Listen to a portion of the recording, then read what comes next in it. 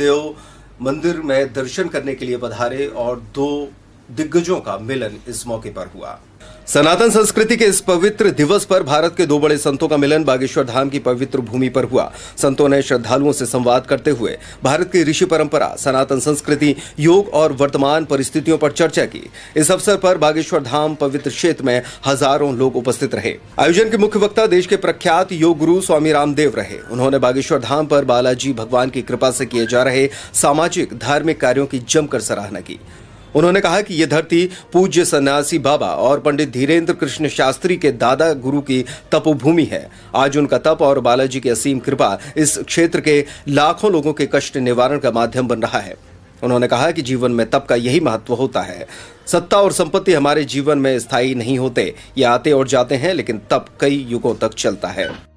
उन्होंने बागेश्वर धाम के श्रद्धालुओं से आग्रह किया कि अगर वे बालाजी सरकार की सच्ची कृपा चाहते हैं तो ये भी संकल्प लें कि शराब, बीड़ी, सिगरेट, तंबाकू जैसे व्यसन त्याग देंगे।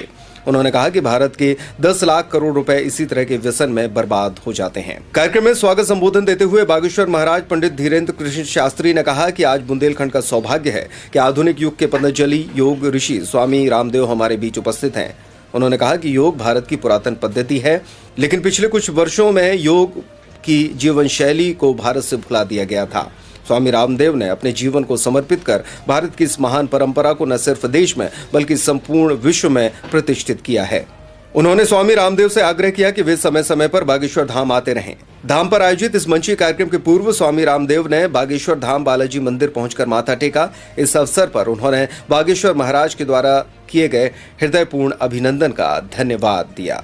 अपने देश, धर्म, संस्कृति पर ऐसे गौरव रखने वाले महापुरुष हैं, हमारे से उम्र में छोटे हैं और इस भारत को अपनी ऋषि परंपरा पर, सनातन संस्कृति पर गौरव रखने वाले ऐसे स्वाभिमानी महापुरुषों की जरूरत है, तभी अपने देश, धर्म और संस्कृति को हम आगे बढ़ाते हैं। जो भी इस देश में किसी भी तरह का फैनाटिज्म चलाते हैं, सांस्कृतिक अतिक्रमण और प्रदूषण करते हैं, धार्मिक अतिक्रमण और प्रदूषण करते हैं, राजनीतिक अतिक्रमण और प्रदूषण करते हैं, उन सबका तो ठोक के इलाज होना ही चाहिए।